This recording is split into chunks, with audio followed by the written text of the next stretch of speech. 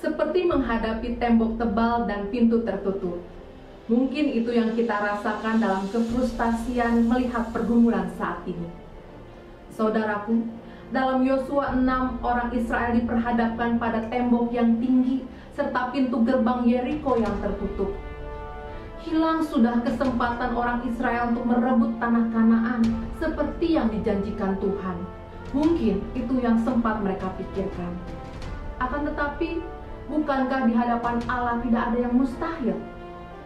Ketahuilah, aku serahkan ke tanganmu Yeriko ini beserta rajanya dan pahlawan-pahlawannya yang gagah perkasa. Demikian Allah berfirman pada Nabi Yosua.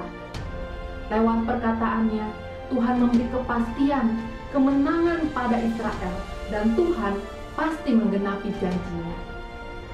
Akan tetapi saudaraku, dalam menerima penggenapan janji Tuhan ini, ternyata mereka tidak hanya duduk diam dan melihat Allah berkarya.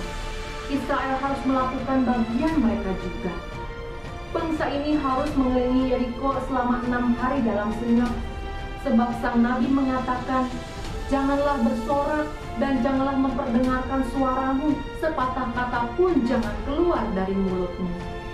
Setiap hari, bangsa ini harus mengelilingi kota benteng itu selama 7 kali.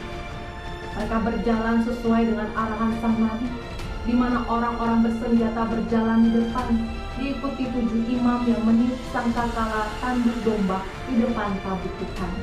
Kemudian diikuti seluruh umat di belakangnya. Barulah di hari ke-7 sang Nabi berseru, bersoraklah. Lalu bangsa itu bersorak bersama sangkakala ditiup, maka robohlah tembok benteng kota Yeriko. Runtuhnya tembok Yeriko selain Tuhan menggenapi janjinya, kita juga dapat melihat bagaimana Allah menghendaki Israel menyatakan iman percayanya. Bangsa Israel harus taat dan patuh mengikuti perintah Tuhan. Israel diajar untuk sabar dan tidak bersungut-sungut serta tetap melakukan apa yang menjadi bagian mereka.